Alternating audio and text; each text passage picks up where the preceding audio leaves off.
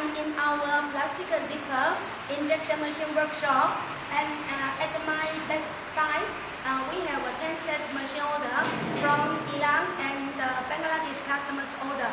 And what's the difference between our QLQ machine and other suppliers' machine, and why customer choose our machine?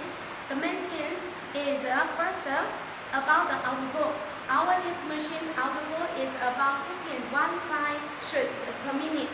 So the speed is standard and the quality is good. And second, we do some changer. If we improve something based on the traditional machine. So what's the difference? First is about the polishing.